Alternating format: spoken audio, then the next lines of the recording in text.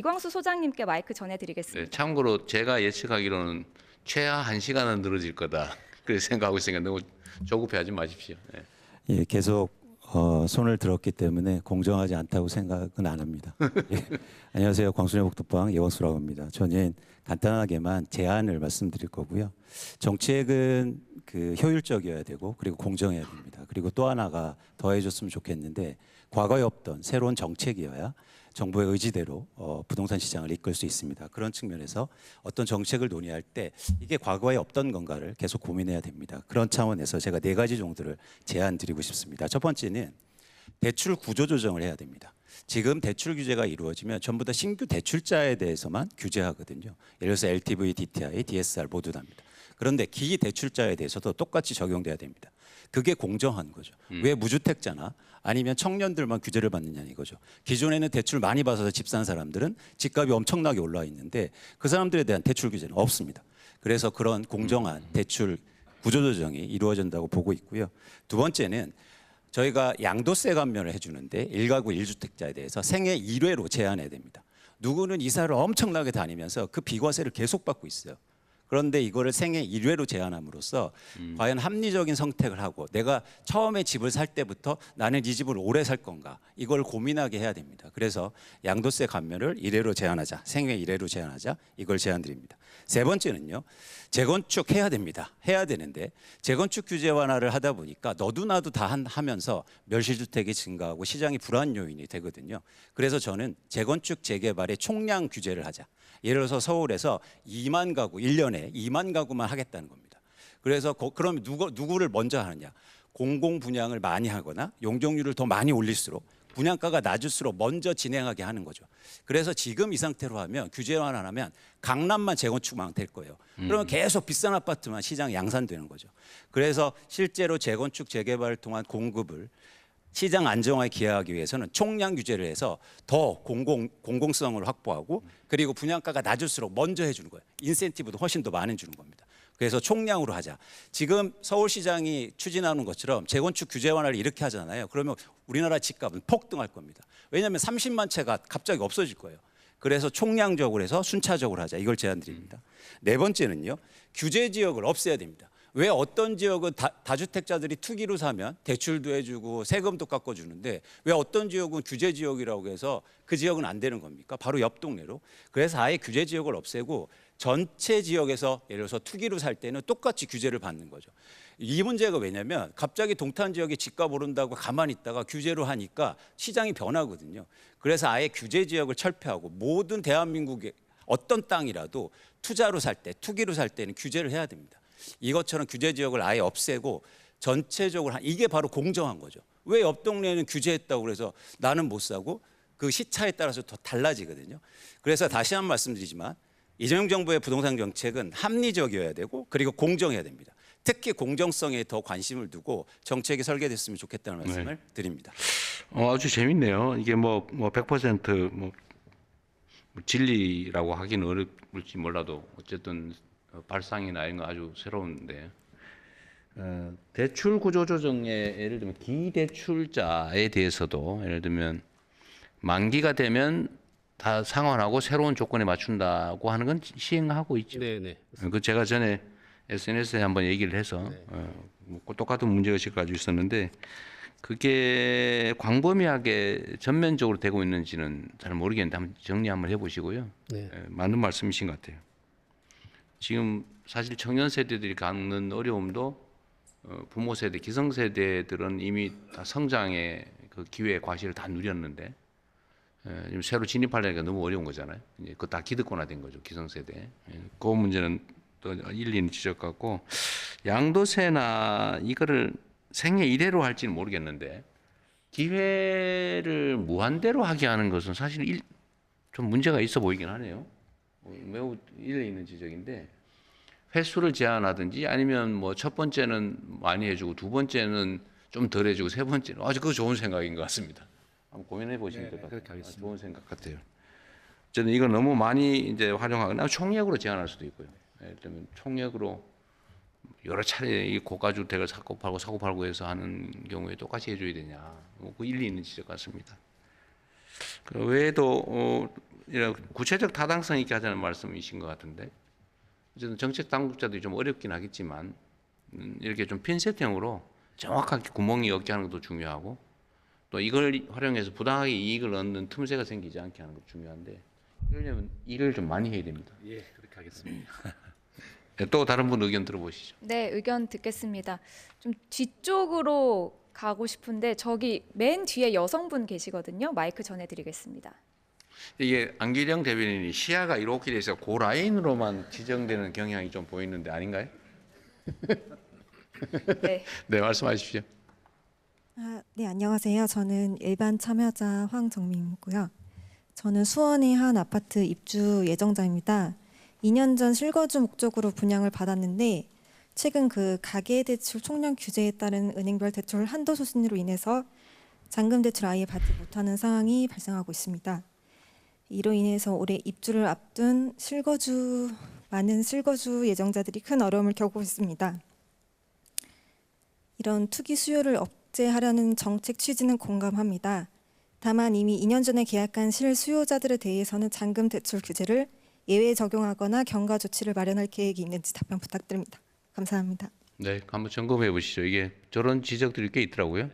이미 확정된 건데 사후에 정책 변경을 하면 어쩌란 말이냐. 다 그거 믿고 했는데 그 지적은 일리가 있어서 하여튼 그 경계선에 걸리는 사람들 집단 부분은 이제 가계대출 총량 규제를 하다 보니까 이제 개별 은행 단위에서 은행 더 단위에서. 자체적으로 자기들이 더 쥐다 보니까 원래대로 나갈 수도 있는 부분이 있는데 그것들은 저희들이 계속 협의해서 보도록 하겠습니다. 네. 행정 지도를 할 수도 있는데 어쨌든 있는 제도에 맞춰서 계획했는데 정책이 바뀌었다고 해서 이렇게 만들면 사실 황당무계한 일이 벌어질 수 있죠. 이거는 사실은 좀 문제인 것 같습니다. 그거는 그게 얼마나 많은지 모르겠는데 어쨌든 요 경계를 그을 때 그 상처 입는 사람들이 최소화될 수 있게 좀 할 필요는 있을 것 같아요. 네, 그러면 이제 제 가까이에 여기 베이지 재킷 입으신 여성분께 마이크 전해드리겠습니다. 안녕하세요. 저는 그 부동산원의 협력 공인중개사로 활동하고 있는 세종시에서 기업공인중개사라고 하고 15년째 하고 있습니다. 네, 송주희라고 합니다. 제가 중개업을 하면서 한 달에 한 번씩 자문을 하면서 느낀 건데요. 조세 정책의 공정성입니다. 그 1세대 1주택은 비과세 혜택이 횟수 제한 없이 계속적으로 이어지는데요. 미국과 같은 경우에는 주요 선진국에서는 이렇게 한답니다. 비과세를 5억 원을 한도를 정해서 한 번만 받을 수 있게끔 이런 정책이 펴져 있었으면 좋겠고요. 양도세에 관한 얘기입니까? 네네. 양도세. 예. 그리고 두 번째 주택수 산정에 비주택이라고 있습니다. 제가 세종시에서 거주를 하다 보니 오피스텔이나 도시형 생활주택이 많은데요. 이번에 양도세 증가 5구 대책이 있었잖아요. 한시적으로 이해해주는 정책이 있었는데 이때 비과세를 받지 못해서 팔지를 못하는 매물들이 되게 많았어요. 그게 왜 그랬냐면 이 주택수에 비주택 같은 경우에 주택수에 산정이 되다 보니까 이게 이제 주택수에 포함되니까 본인들이 집을 팔 수 없는 경우가 많이 있었거든요. 다주택자로 분류돼서 중과됐다 그 말인가요? 그렇죠. 그래서 팔지를 못하고 매물이 시장으로 나오지 못하는 현상이 많이 발생을 했어요. 네, 이런 부분들을 다시 시정을 해서 좀 좋은 효율적이고 형평성이 있는 정책을 폈으면 좋겠습니다. 감사합니다. 네.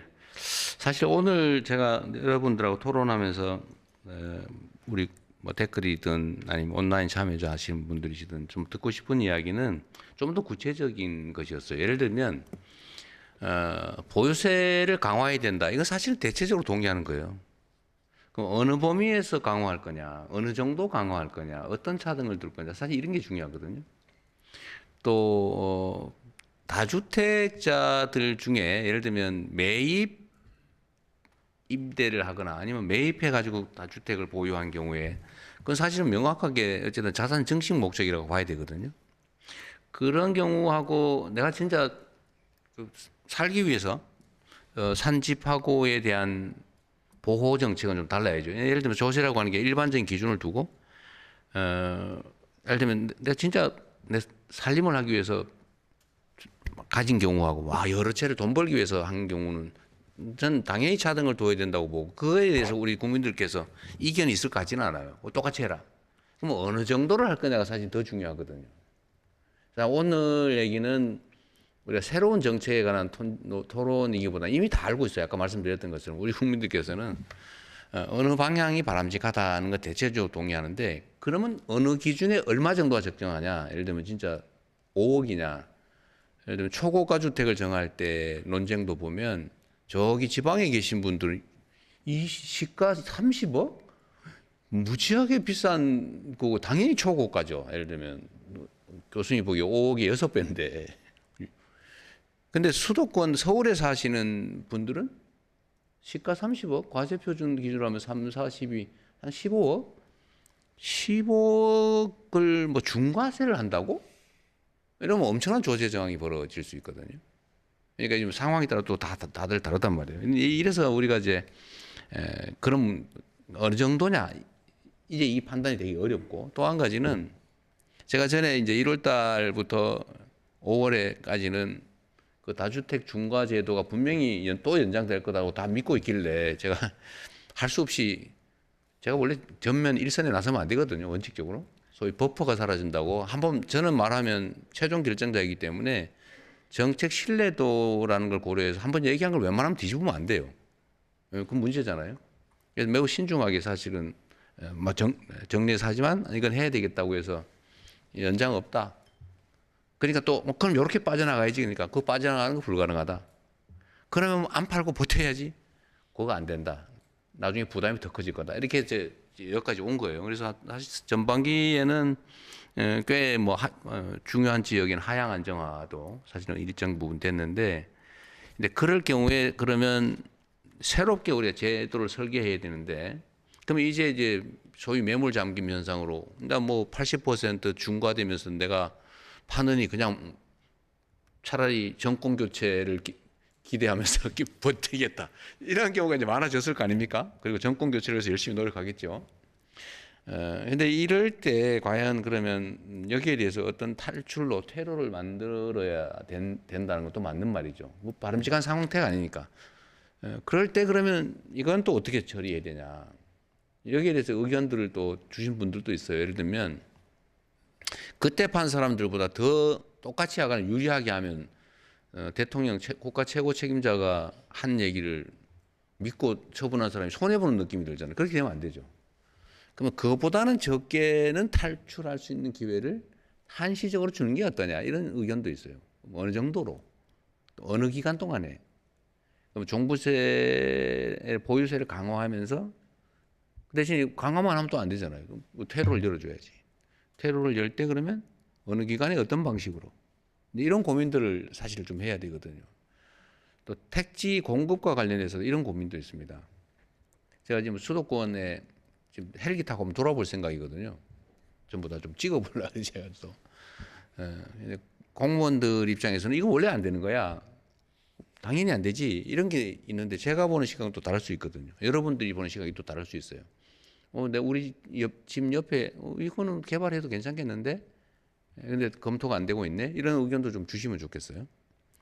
그러니까 이 공급을 어쨌든 늘려야 되는데 그럼 신규 택지를 어디서 발굴할 거냐?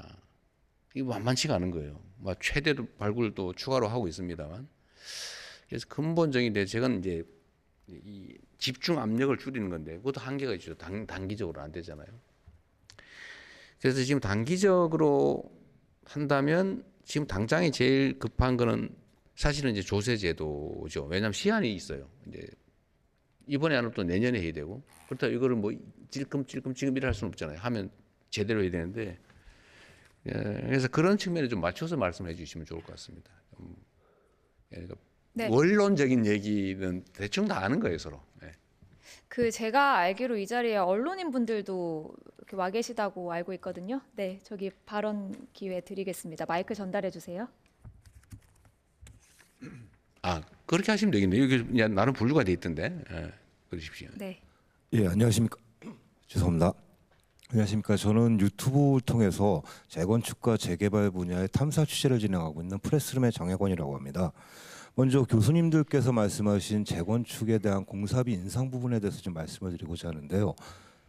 최근 들어서 전쟁 때문에 공사비가 인상이 되고 있다라고 주장을 하는 거는 사실과는 좀 다른 내용이 있습니다. 저희들이 소비자 물가 지수라든가 이런 거 20년치 통계를 내봤는데 20년 동안의 민생 물가 지수는 60%가 올랐습니다. 건축에 관련된 물가 지수는 120%가 올랐는데 재건축, 재개발에 관련된 물가 지수는 380에서 400%가 올라갔습니다. 이것은 무엇을 뜻하냐? 공사비가 올라간 것이 아니라 그 안에 들어가 있는 살림살이, 즉 마감재에 대한 가격대가 올라갔다는 것을 얘기하고 있습니다. 공사를 하는데 내가 우리 집을 짓는데 그 안에 들어가는 마감재가 왜 집값에 포함이 돼야 되는지 이 부분에 대해서는 정부 차원에서 조금 대책이 필요할 것 같고요. 두 번째는 이 마감재를 압박을 놓고 있는 브로커들의 존재입니다. 브로커들이 매년 수백억씩의 자금 세탁을 통해서 건설사라든가 조합임원 혹은 정관계 공무원들한테 다방면에 있어서 뇌물을 뿌리면서 공사를 지연시키거나 혹은 조합장을 교체하거나 시공사를 교체하는 사례가 무지하게 많이 일어납니다. 근데 더 중요한 것은 이러한 문제에 대해서 저희들이 사법당국에 수사 첩보나 범죄 정보를 제공을 하더라도 전혀 이루어지지가 않습니다. 재건축 분야는 민간 분야이기 때문에 수사하기가 까다롭다는 이유죠. 수백억대의 뇌물이 돌아다니는 이 현장에서 수사가 전혀 이루어지지 않고 공사비는 폭등하고 있는 이 상황을 정부에서는 조금 더 면밀하게 좀 살펴봐 주시기를 부탁드리겠습니다. 네. 그 매우 일리 있는 지적이신 것 같습니다. 이게 그 정말 객관적인 상황 때문에 어쩔 수 없이 이루어지는 것이냐, 아니면 그 구조를 활용한 뭔가 부정행위냐, 저희가 한번 잘 챙겨보겠습니다. 근데 전에 지역주택조합이라고 있었잖아요. 제가 대선 때 다니다 보니까 온 동네 지역주택조합의 공사비가 예측보다 너무 많이 올랐다고 다 막 그 정말 거의 다 막 울고 다니시던데, 제가 취임하고 난 다음에 전부 조사를 해봤더니, 조사를 하고 조정을 했더니 그 건축비를 상당 정도 다 낮추더라고요. 수백억씩. 근데 그런 걸 보면 그게 불가피한 인상이었으면 낮추기 어려웠을 텐데 그게 아닌 걸 보면 지금 말씀하신 그런 요소들이 좀 있어 보입니다. 예를 들면 그 불투명성 속에서 뭔가 약간의 좀 정당하지 않은 인상이 있었지 않았을까 싶네요. 상승률은 놀라울 정도입니다. 네. 이건 따로 챙겨보겠습니다. 저 한번 전면 점검을 한번 해볼 필요는 있을 것 같아요. 네네. 저희 국조실의 그 감찰 조직이랑 뭐 관련된 그 사업 감찰하는 조직들이 있으니까 좀 하겠습니다. 네. 제대로 보겠습니다. 네. 그거 한번 체계적으로 뒤져볼게요. 네, 그리고 그 앞에 안장원 기자님 계신 것 같은데 혹시 하실 말씀 없으실까요? 네, 마이크 전해주시면 감사하겠습니다. 예, 안녕하세요. 저는 중앙일보 안장원 기자라고 합니다. 오늘 토론에 맞아서 몇 가지 간단히 그냥 말씀드리겠습니다. 먼저 쟁점이 되고 있는 그 가운데 과세 기준 가액이냐 주택수냐 하는 거, 30억이냐 10억짜리 집 세 채냐. 30억은 30억짜리를 한 가구가 살지만 10억짜리 세 채는 세 가구가 삽니다. 그리고 그 주인은 10억짜리 어찌 보면 작은 집에 사는 거고요. 그래서 가액이냐 주택수냐를 갖고 따지는 거는 되게 편의적이고 관료주의적이고 쉬운 발상인 것 같습니다. 물론 다주택주택자라는 게 다주택자들이 집을 사니까 집이 부족해서 살 집이 부족해서 이를테면 실수요자라든가 무주택자가 집 살 계획 없느냐는 발상인데, 그거는 주택수가 절대적으로 많이 부족할 시절의 이야기지 지금처럼 어느 정도 주택 사정이 나아진 상황에서는 조금 구시대적인, 이를테면 좀 바꿔야 되지 않을까라는 생각이 듭니다. 그게 지금 다주택자 규제가 2004년부터 해서 노무현 정부 때부터 지금 양도세, 종부세 도입이 됐는데 20년이 지나도록 통계적으로도 보고 가면은 1주택자 비율이 는 것도 아니고 다주택자 비율이 눈에 띄게 줄어든 것도 아닙니다. 그리고 자가 부여율이 또 급속하게 오른 것도 아닙니다. 그때나 따져보면 큰 변동은 별로 없습니다. 그래서 가액 기준으로 해서 가액 기준이 아니고 가액이냐 주택수냐를 떠나서 저는 용도를 보고 어떻게 쓰느냐를 보고 이거를 거주용으로 쓰느냐, 아니면 이걸 임대를 할 거냐, 아니면 이걸 며칠에 한 번씩 오는 별장으로 쓸 거냐, 또는 비워놓기만 하느냐, 이런 거에 따라서 이를테면은 그 과세 기준을 달리하면 어떨까 하는 생각을 해봅니다. 그러면은 뭐 공정시장 가액 비율이라든가 기술적으로는 가능한 부분인 것 같고요. 그리고 그 다음에 그 과세 균형에 있어서 보유세 강화, 그 다음에 거래세 인하를 말합니다만은 저 역시 보유세는 강화해야 된다고 생각합니다. 지금 보면은 흔히 그 지금 저희 나라 그 세부담 정도가 어느 정도냐를 말할 때 GDP 대비로는 지금 OECD 평균보다 높고 그 다음에 실효세율이라고 해갖고 집값 대비로는 낮다고 이야기합니다. 이것은 어떻게 보면은 어린 아이가 어른 옷을 아주 싼 가격에 입는 그런 상황과 비슷합니다. 어린 아이 입장에서는 가격이 할인된 가격이지만 비싼 셈인 거고 옷에 비해서는 싼 가격인 상황입니다. 그러면 거기서 그 적정한 균형점을 찾아야 된다라고 생각합니다. 그러기 위해서는 우선 먼저 보유세는 일단 좀 강화될 필요가 있을 것 같고요. 보유세 부분에 있어서는 종부세가 있고 재산세가 있는데 재산세 부분은 일단 재산세 부분에 있어서는 2021년도에 과거 문재인 정부 때 공시가격 현실화율을 급격히 높이면서 재산세가 급격히 내려가니까 공시가격 9억 원 이하에 대해서 0.05%포인트 특례를 도입했습니다. 그게 원래 3년 하려다가 다시 연장해서 이달 올해 말까지입니다. 근데 그때 사정과 지금 보면은 공시가격 현실화율도 급격하게 떨어져 있고 한 상황이기 때문에 그런 부분은 조금 다시 정상화랄까 다시 되돌려야 될 필요가 있지 않을까라는 생각이 들고요.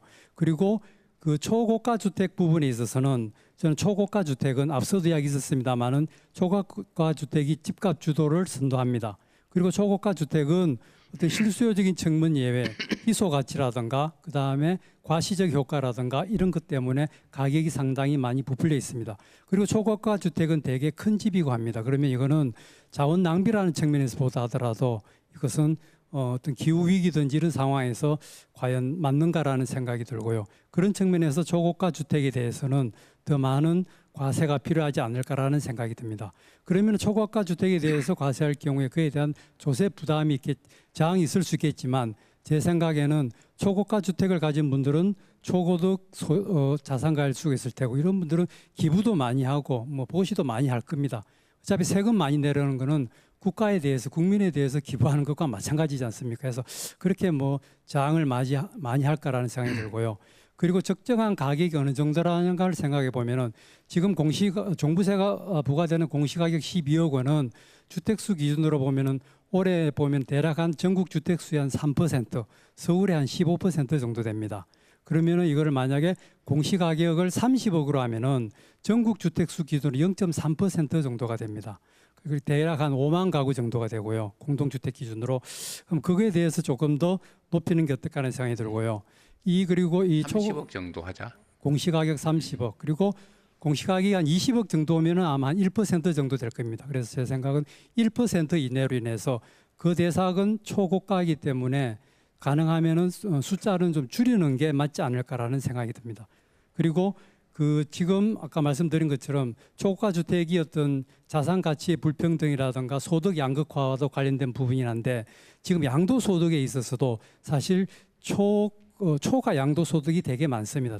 몇 년 전과 비교해보고 한다면은 30억 이상 거래 가격 가운데 과세 표준 10억이 넘는 것이 2배 가까이 늘고 하긴 했습니다. 그래서 제 생각에는 양도소득에 있어서도 지금 최고 구간이 지금 과세 표준 10억에 45%인데 제 생각에는 15억이든지 20억이든지를 신설해서 세를 좀 높이는 그래서 아주 아시다시피 강남이라든가 비싼 집들을 한번 팔면은 뭐 시세 차익이라든가 이런 게 양도 차익이 뭐 몇십억이라는 게 수시로 아마 언론 보도에서 많이 나올 것입니다. 그런 부분에 대해서는 좀 한수해야 될 필요가 있지 않을까.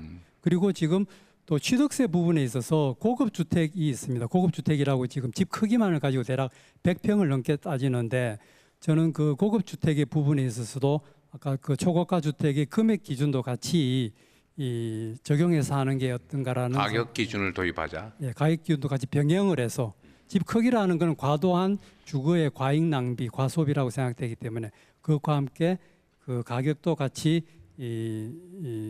같이 맞물려서 하는 게 어떨까 생각이 듭니다. 그리고 지금 아까 말씀드린 것처럼 지금 보유세와 거래세에 있어서 지금 과도한 지금 거래세 편중인데 24년 기준으로 해서 지금 보유세가 종부세가 6조 그리고 재산세가 1조 7조 정도 되고 그리고 취득세는 대충 한 9조 정도가 되고 한 상황입니다. 어차피 그 자치단체 입장의 금고의 입장에서는 이게 재산세로 들어오든 취득세가 들어오든 어차피 지방 재정에 쓰는 거는 큰 차이가 없겠지만 이것이 주택시장 거래에 미치는 영향은 클 것이로 생각됩니다.